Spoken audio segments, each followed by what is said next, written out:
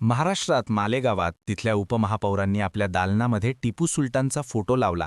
नंतर वाद झाल्यावर तो फोटो काढला. आता परत त्या म्हणतायत की मी परत फोटो लावणार आहे वगैरे वगैरे.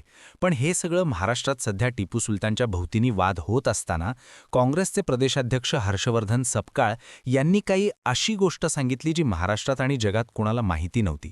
ते म्हणाले की टिपू सुलतान आणि छत्रपती शिवाजी महाराज हे शौर्याच्या बाबतीत समकक्ष आहेत.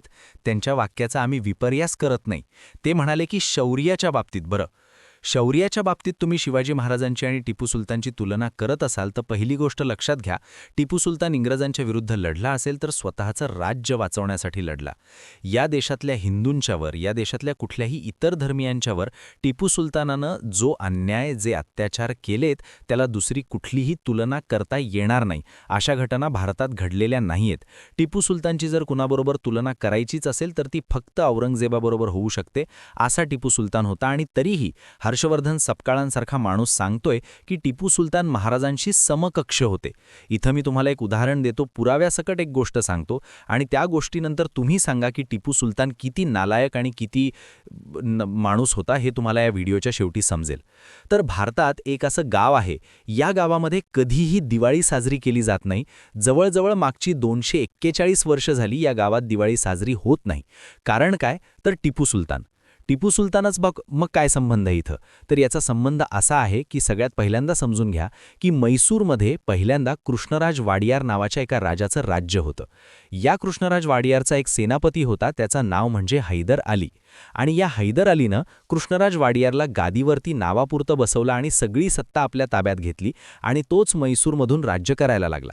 आता या हैदर अलीला थोडीशी तरी जाणीव होती की सगळं राज्य नॉमिनली का होईना या व्यक्तीचं म्हणजे वाडियार याचं आहे, त्यामुळं त्यांना नावापुरतं त्याला समोर बसवलेलं होतं, वरती बसवलेलं होतं. पण ज्यावेळेला हैदर अलीचा मृत्यू झाला त्यानंतर हैदर अलीकडून ही संपूर्ण सत्ता हैदर अलीचा मुलगा असलेल्या टिपू सुलतानकडे गेली. आणि टिपू सुलतानला जगात फेमस व्हायचं होतं, गाझी व्हायचं होतं आणि त्यासाठी तो काहीही करायला तयार होता. त्यासाठी आपल्याच प्रजेची हत्या, कत्तल करण्यासाठी देखील टिपू सुलतान तयार होता. त्यामुळं टिपू सुलतानला जी गोष्ट त्याच्या बापाला जी कळत होती ती कधीच कळली नाही आणि टिपू सुलतानचं संपूर्ण राज्यव्यवस्था आणि पद्धत ही पूर्णपणे वेगळी होती. आणि याचं कारण मग त्या गावामध्ये काय झालं ते थोडक्यात सांगतो. काय होतं, कुठलीही राज्यव्यवस्था किंवा कुठलाही राजा म्हटल्यानंतर एकमेकाला शह द्यायचा प्रयत्न ते करतच असतात. यावेळेला कृष्णराज वाडियार, ज्याची संपूर्ण सत्ता या टिपू सुलतानांनी त्याच्या वडिलांनी हडप केलेली होती, त्या कृष्णराज वाडियारची जी पत्नी होती लक्ष्मी अंबनी, ती देखील प्रयत्न करत होती की टिपू सुलतान कसा तरी सत्तेवरून जाईल आणि आमचं राज्य आम्हाला परत मिळेल. आता हे करण्यामध्ये काही गैर नव्हतं. अर्थात टिपू सुलतानच्या विरोधात हे ती करत होती, त्यामुळे टिपू सुलतानला या गोष्टीचा राग येणं साहजिक होतं. तर ही करत काय होती? तर ही लक्ष्मी अंबनी असा प्रयत्न करत होती की इंग्रजांना आपल्या बाजूनी वळवायचं आणि त्यासाठी तिनं आपले काही महत्त्वाचे लोक, ज्यामध्ये आमचे शामय्या, तिरुमलराव आणि नारायणराव असे 3 आपले महत्त्वाचे लोक इंग्रजांच्याकडे मद्रासला पाठवले आणि इंग्रजांची मदत मिळवायचा प्रयत्न केला. अर्थात इंग्रजांनी मदत केली नाही, पण ही गोष्ट टिपू सुलतानला कळली. आता टिपू सुलतानला ही गोष्ट कळल्यानंतर टिपूनं या तिघांच्यावरती डाव धरला आणि या तिघांना मारायचा प्रयत्न तो करू लागला. यातला आमचे शामय्या नावाचा जो एक व्यक्ती होता त्याला टिपूनं पकडलं आणि त्याला मारून टाकलं. बाकीचे जे दोघं होते, तिरुमलराव आणि नारायणराव, या दोघांना मात्र टिपू सुलतान पकडू शकला नाही. पहिल्यांदा ते तामिळनाडूमध्ये गेले, नंतर ते कर्नाटकात आले. असं ते धावत राहिले आणि त्यांच्या मागे टिपूचं सैन्य लागलेलं होतं. पण शेवटपर्यंत ते सापडले नाहीत. मग या गोष्टीचा टिपू सुलतानला भयंकर तिटकार आलेला होता. त्याला असं वाटत होतं की या दोघांना संपवावं. मग या दोघांना तर त्याला संपवता येत नव्हतं. मग हे दोघे ज्या समाजाचे होते त्या समाजाविरुद्ध बदला घ्यायचा असं टिपू सुलताननं ठरवलं. हे दोघे देखील होते मंड्यम अयंगार समाजाचे, म्हणजेच मंड्या हा जो जिल्हा आहे कर्नाटकातला, या जिल्ह्यातले अयंगार ब्राह्मण. या ब्राह्मणांच्या पैकी हे दोघं देखील होते. मग टिपू सुलताननं ठरवलं की जर हे दोघं सापडत नसतील तर अख्ख्या हिंदू समाजाला टार्गेट करायचं, या सगळ्या हिंदू समाजाला टार्गेट करायचा आणि त्यांचा बदला घ्यायचा. त्यासाठी मग त्याने योजना आखली. मग टिपू सुलतानाने एक योजना आखली आणि या योजनेअंतर्गत काय केलं तर कर्नाटकामध्ये मंड्या जिल्ह्याच्या आसपासच तिथे श्रीरंगपट्टणाच्या पण जवळच आहे तिथे एक मेलकोटे नावाचं एक गाव आहे. या गावामध्ये लक्ष्मी नरसिंह मंदिर आहे आणि या लक्ष्मी नरसिंह मंदिरामध्ये दिवाळीच्या दिवशी 1784ची ही गोष्ट आहे. दिवाळीच्या दिवशी टिपू सुलतानानं तिथल्या गावातल्या सगळ्या अयंगार ब्राह्मणांना आमंत्रण दिलं की तुम्ही मंदिरामध्ये या, जेवणाचा कार्यक्रम केलाय आणि या जेवणाला त्यानं सगळ्या लोकांना बोलवलं आणि त्यासाठी सगळे अयंगार ब्राह्मण तिथे आले कारण हे आमंत्रण स्पेसिफिकली ब्राह्मणांना दिलेलं होतं. त्यामुळे सगळे तिथे आले. साधारणतः 700-750 लोक तिथे आलेले होते. या कार्यक्रमाला आल्यानंतर लोकांना जेवण वाढलं गेलं. लोक जेवायला बसली. जेवण होताच अचानकपणे त्या मंदिराच्या सर्व बाजूंनी असलेल्या ज्या दरवाजे आहेत ते सगळे दरवाजे बंद केले गेले.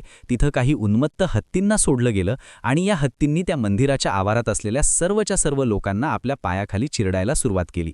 यामध्ये लहान मुलं होती, स्त्रिया होत्या, पुरुष होते. या सगळ्यांची तिथं या मंदिराच्या आवारात लक्ष्मी नरसिंह मंदिरामध्ये हत्या केली गेली. आता काही लोकांनी त्या मंदिराच्या ज्या भिंती होत्या त्याच्यावरून पळून जाण्याचा प्रयत्न केला. ज्यांनी पळून जाण्याचा प्रयत्न केला त्या सर्वांना त्या भिंतींच्या बाहेर थांबलेल्या टिपूच्या सैनिकांनी पकडलं आणि त्यांना तलवारीनं कापून काढलं. एकूण त्या दिवशी दिवाळीच्या दिवशी 1784ला त्या मंदिरामध्ये 700पेक्षा जास्त ब्राह्मणांची हत्या करण्यात आली आणि ही हत्या टिपूच्या आदेशावरून केलेली होती.